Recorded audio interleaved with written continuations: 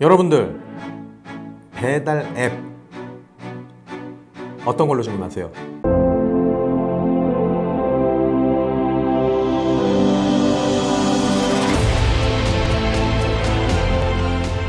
언컨택트의 시대, 또 1인 가구의 시대, 배달의 수요가 굉장히 급증하고 있는 요즘입니다. 기존의 배달의 민족, 요기요 배달통, 삼강구도를 깨는 새로운 시대에 국면하고 있습니다. 같이 알아보죠.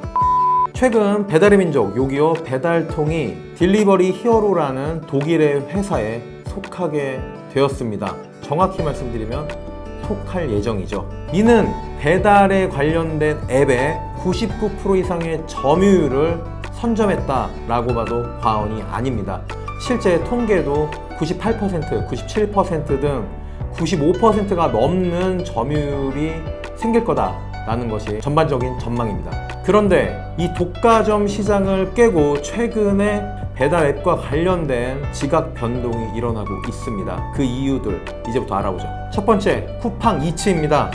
쿠팡이츠는 라이더들에게 굉장히 공격적인 마케팅을 보여주고 있습니다.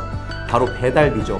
배달비를 다른 앱보다 더 많이 라이더들에게 제공함으로써 라이더들을 끌어모으고 있습니다. 이런 현상이 지속될 경우 라이더들을 독점할 수 있는 전략을 취한 거죠. 배달의 민족은 기본 배달요금 3,000원에서 최대 배달비 5,000원까지 지급하고요. 요기요는 기본 배달비가 8,000원. 그런데 쿠팡이츠는 기본 요금을 없애고요. 최대 2만원까지 라이더들에게 배달비를 제공한다고 합니다. 물론 이 2만원이라고 하는 건요, 거리에 따른 금액이 되겠죠. 또 한 가지, 쿠팡이츠는 라이더들에게 다수의 콜을 받지 못하겠습니다. 여러분들 많이 느끼시죠?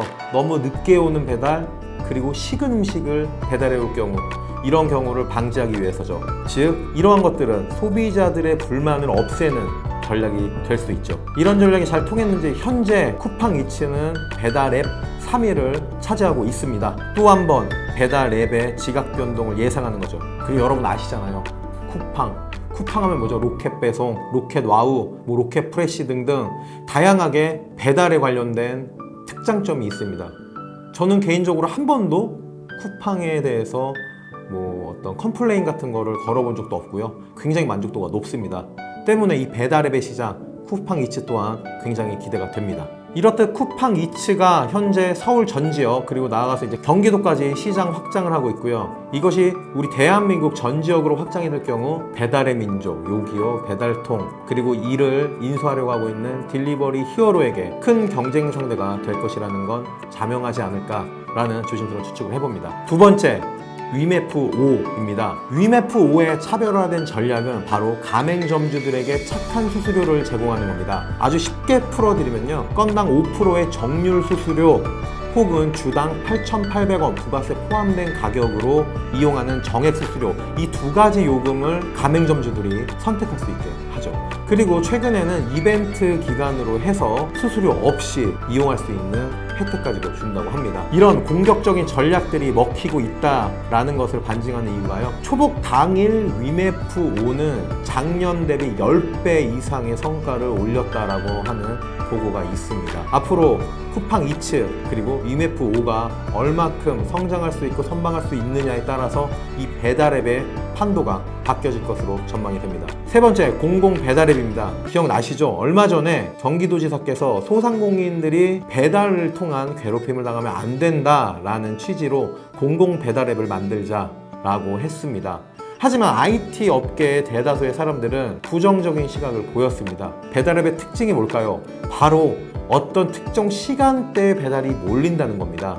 그렇다는 거는 큰 서버가 있어야 되고요, 관리하는 인력들이 많아야 된다는 거죠. 쉽게 봐서 배달의 민족 같은 경우가 수백 명의 직원을 두고 있는 이유가 따로 있지 않습니다. 바로 특정 시간대에 몰리는 원활한 배달을 위해서라는 이유가 분명합니다. 이런 우려들을 잠식시킨 기사가 최근에 나왔습니다. 지난 7월 6일이었죠. 경기도 주관 공공 배달 앱 우선 협상 대상자에 NHN페이커가 선정되었습니다. 이는 무엇을 뜻할까요? 연간 매출액 1조 4,885억의 대기업을 컨소시엄한 거라고 볼 수가 있습니다. 무려 배달의 민족 매출액보다 2.5배 이상이 높은 기업과 함께 한다는 거죠.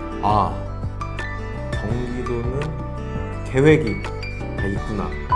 최근에 가장 핫한 정치인인 이재명 경기도지사와 일을 잘하는 대기업이 만났으니 어떤 성과가 나올지 개인적으로도 기대가 됩니다. 다만 조금 우려되는 사실은 배달의 민족 같은 경우는 하루에 주문건이 10만 건이라고 합니다. 한 달의 경우 3천만 건을 처리하죠. 과연 지자체에서 운영하는 이 배달 앱이 이 많은 수요를 감당할 수 있을지 개인적으로 궁금합니다. 야식 시키면 공무원들이 야근을 하나? 자, 정리하죠. 배민, 요기요, 배달통의 3강 구도는 깨졌습니다. 딜리버리 히어로가 다 먹었다. 이 독과점 시장을 우려하고 있지만 쿠팡이츠 그리고 위메프호가 후발주자로 굉장히 공격적인 전략으로 달려가고 있다. 그리고 공공앱 서비스 또한 대기업이 붙어서 성과가 기대된다. 추가적으로 말씀드리면 네이버 같은 경우 네이버 페이를 이용해서 바로 결제하고 배달을 해주는 서비스도 하고 있고요. 또한 카카오에서도 이와 비슷한 배달 서비스를 하고 있습니다. 과연 네이버와 카카오가 본격적으로 이 배달앱 시장에 뛰어들면 또 어떤 지각 변동이 있을지 궁금해집니다.